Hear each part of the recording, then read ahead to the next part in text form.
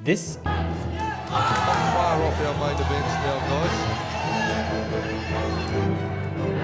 The black corner! is Spring Sia, professional Muay Thai fighter, instructor, and a lifelong martial artist. But what if I told you that her journey actually began in the unlikely practice of Aikido? Muay Thai is a raw and ruthless martial art. Aikido, graceful, harmonious, yet often misunderstood. So today we're going to be talking to Spring and looking at the surprising similarities and sharp contrast between these two martial arts. Started Aikido as a 9-year-old. My parents forced me to do Aikido as a kid.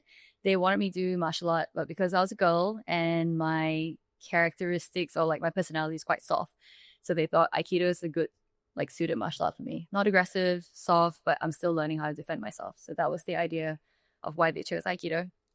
And then you turned into a pro Muay Thai fighter after that. So somewhere along the way, I was introduced to Muay Thai, and Aikido and Muay Thai are total opposites, as you would know. And I found that so challenging, and that was like a huge eye-opener for me and also very confronting. And that was a very big gap in my knowledge. So I found that I wasn't able to defend myself or take care of myself in those situations using just what I knew from Aikido. And that motivated me to do more and end up just fighting. So yeah. Did your base in Aikido help you in that transition to Muay Thai, or do you feel that it hindered you? Because obviously Aikido would have granted you basic coordination and basic understanding of distance and how to move your body, but having to relearn how to move your body, did it help you, hinder you? I'm going to say both of them. Having a little bit of knowledge of martial arts was a good start. But just because of how different Muay Thai was, it's almost starting from scratch again. So I think there's elements of it that were helpful. So ukemi was helpful, but then in saying that, the practice of Aikido is a lot of yielding and being sensitive to someone's intentions. In that aspect, I think being too soft or yielding too much wasn't helpful. In Muay Thai, you have to hold your ground. You have to know when to exert dominance and when not to yield. And for Aikido, I don't think that practice was highlighted very much. So for me to learn that, to be I'm going to stand here, I'm going to hold my ground, I'm not going to be pushed around, I'm not going to fall when someone catches my leg. That was a very different mindset shift for me. Can you, because you've had such an extensive study in Aikido when you were younger and throughout your young adult years, and a very extensive study in Muay Thai. For myself, studying multiple martial arts, I see Aikido in all of these arts, just in that flowing with your partner, moving with your partner, reading your partner's momentum and using your partner's movements against them. Can you show us some Muay Thai at striking range that almost feels like you're doing Aikido? Yeah. Yes, we can.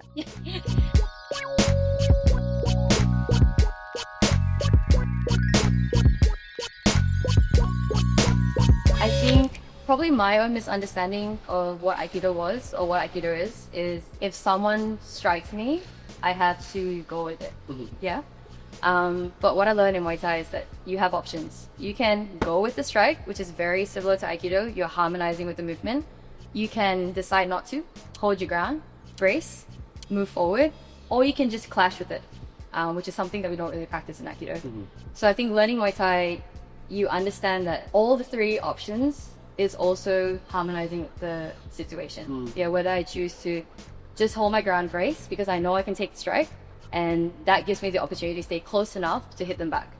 Or I can push through because I know that my movement at the right time can still soften the blow, or that's actually the opportunity for me to enter and do something else. So it might look like clashing, or it might look like not harmonizing. But actually you're harmonizing. But actually, if it's executed well, it is harmonizing, in my opinion. Awesome. Yeah. Absolutely. I feel that all day. Okay. I haven't thrown a kick in years, so YouTube judge me not. So let's start with something that looks more Aikido-like. Yeah.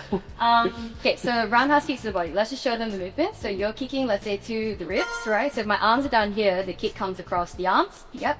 So Aikido movement or harmonizing will look something like this. So you kick me, I kick you.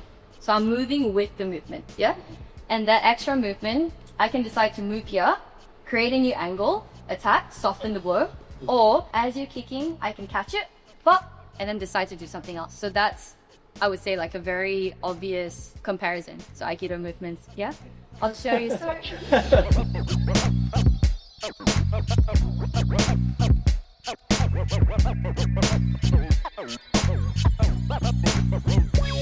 I'll show you the other two. Yeah, I can decide to stay here. So let's say I felt my opponent's power and I've decided that my strategy isn't to move so much.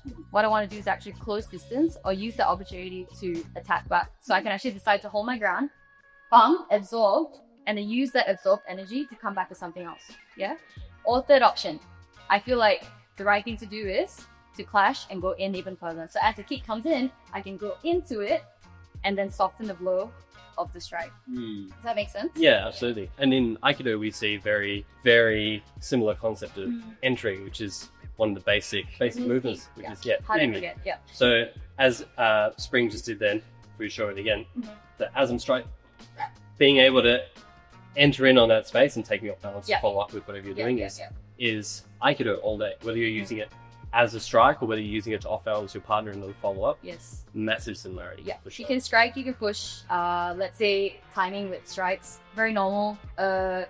If you commit to entering, that's the thing, right? You have to commit to entering. So, for example, kicks, like we've seen people like cut in and also like getting to elbow range or knee range as well. Or let's say they're throwing punches, and that's also like the time to clash. But yeah, like you said, I guess the principles are across the board. Yeah, Yeah. definitely. If you haven't already noticed, Spring is a phenomenal instructor. And the reason why I can vouch for that is because she's actually one of my first Aikido instructors. So I owe a big part of who I am as a martial artist to her methodical and gentle way of teaching. If you're interested in learning Muay Thai, I cannot recommend her online platform enough.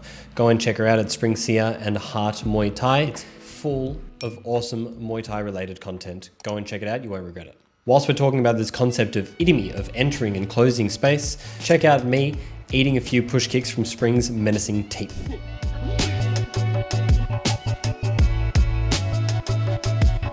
You're genuinely setting me fire. Alright.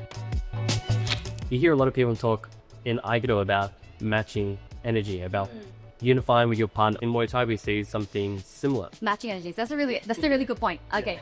Let's give this scenario. Yeah. For example, I can hold my position here. So this is a good middle striking range. We should be able to do punches, kicks, everything from here. Yeah. If you're doing, let's say, do some combos. Yeah. Yeah. If everything you do, I'm just like shelling away and showing that I'm defending it, but I'm not confident in my movement and I'm actually quite worried about the interaction. That's not going well for me. Yeah. I might be scared of you, but let's say I'm here, I'm like, okay, my job is to hold my ground. Whatever happens, I'm just gonna stay here and then find my openings back. Yeah? Then I can at least have a 50-50 like result. Yeah. Even better is your presence is the one that overpowers someone else. Yeah? So you're here, they're hitting you.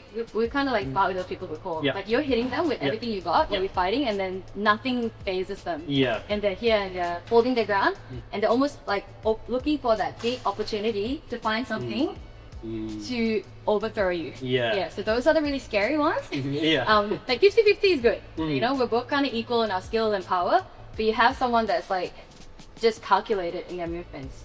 And in doing that, like the calculated movement requires good defense, holding your position, not getting pushed around, for example, and then once you find the opening, you go for it. Yeah. It's like your turn to take over the. Yeah. I see a lot. You see a lot of videos of in Muay Thai. It's just 1-for-1 always, like either competitively or just in training. Which is just that to a T. It's like you strike, I strike, I strike. That is totally matching. Yes. Which is fine. Like a lot of like if the fights are well matched, you have to expect that like this will be the kind of outcome in the fight. You hit me, I hit you back. You know, we're not going like one person has 5 fights, other person has 200 fights. Like, then you can probably see the other one happen. But 50-50 is a good like it's fine. But then that comes into the person of like, let's say we're kicking each other, having a kick exchange. So I kick you, pop. Okay, you kick me, pop, and I kick you back, pop, and then you kick me.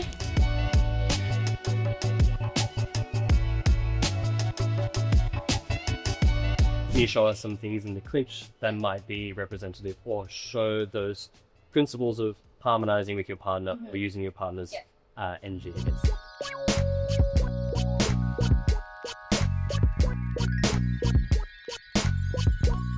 Okay, so in the clinch, we are applying constant pressure this way, and because we have no fingers in the gloves, it would be this way. So you're just wrapping. Yeah, pretty much. You're like gonna apply pressure down this way, and you're gonna be like in square stance.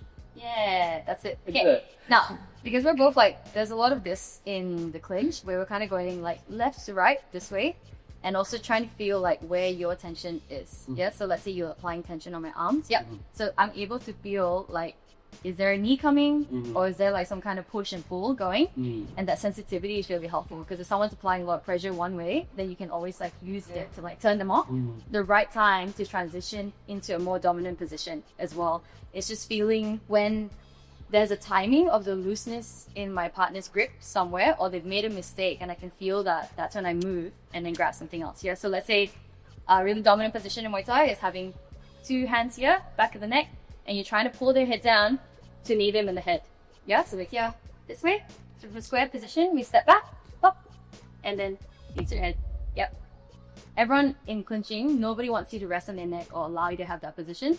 So I think sensitivity to where body position is, tension in the arm. Let's say you're trying to throw an elbow over the top, and I can feel like that's coming. So then you apply tension here. Does that make sense? Yeah. So we're not tense the whole time like this. Yeah. It's too easy to read. Gotta So stay we're soft. soft. Yeah. We're soft, but then we're applying tension when we need to. Yeah. So when you feel like there's an opening, you move. Everyone that's done judo that does the clinch, they're so difficult. I bet. Yeah. They're so difficult to train with, because they're so much better at like that sensitivity of push and pull, and they take every advantage they can get. So you do a little push and they're like, you're flying in the air. Whereas let's say someone that is just learning Muay Thai purely, that might take a little bit more time to understand the push and pull, the sensitivity, when to resist, when to not resist. Absolutely, you just be trying for it. Yeah, or you might just be like resisting each other, and both of you are tense at the same time, right? Yeah. As opposed to like one person is feeling, because there's always one person that's like ahead of the timing in clinch. So my hands are in a better position, or I'm just getting a better sense of how your body's moving. Yeah. And other person's like playing catch up in a Yeah. sense. Yeah. Yeah. So you want to always be the person that's one on top for timing. Yeah, awesome. Absolutely. And so in that clinch, so you're talking about entering, obviously, to find your strikes, so controlling like the head, which is a common principle that we see, like controlling the end of the lever. Wherever the head goes, the body has to follow, sort of thing. So you're taking my head down, the knee in the face, which is terrifying. But you would be so looking to enter in on your strikes, and then you would obviously be trying to sweep in as well. Can you talk a bit about? Yeah. Sweeps in Muay Thai, again, depending on the rule set, used to be we could do similar stuff in judo that we've learned before, like exercise and stuff like that. But now they prefer you to like do the same movement but kick out the leg instead. Yeah. But if we're talking about principle wise, you can either force it. I mean, you can really pull your partner into it and like force that motion for them to come forward at you, and then using that energy, you can always step off the line, right? Or you can use your partner's energy, similar to Aikido training, where they're pushing you already and they're trying to like exert their position on you, and then you don't want to stay here, or you feel like this is a good time as they push, and then we step off, same thing. Yeah, we can always just find a new line. Yeah.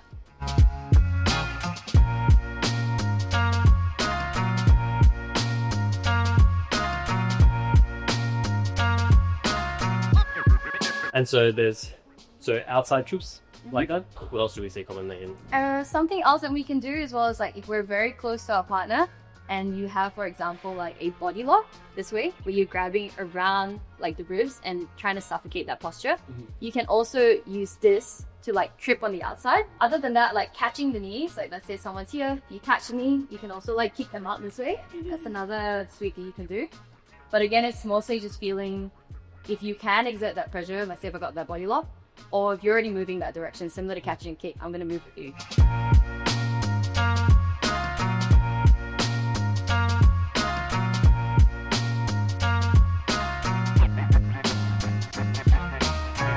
Do you see more commonly in Muay Thai people reacting on your partner's responses to sweep, or do you see people forcing it a lot? I think when you're starting out, it's like a lot of force because Yeah. you're not too sure like when's the right time to do it. But obviously, at higher level people, like It's reaction. it's so smooth. Yeah, awesome. Aikido's whole philosophy is victory over oneself, and self-refinement being the objective of martial arts. So what's your philosophy with your training? Even though you're fighting somebody else or you're training against somebody else, is it still climbing that mountain of self-refinement with yourself, or how do things look like that? Yeah, so I think when I started Aikido, I think, like you said, all our coaches, all our senseis always tell us there's no competition.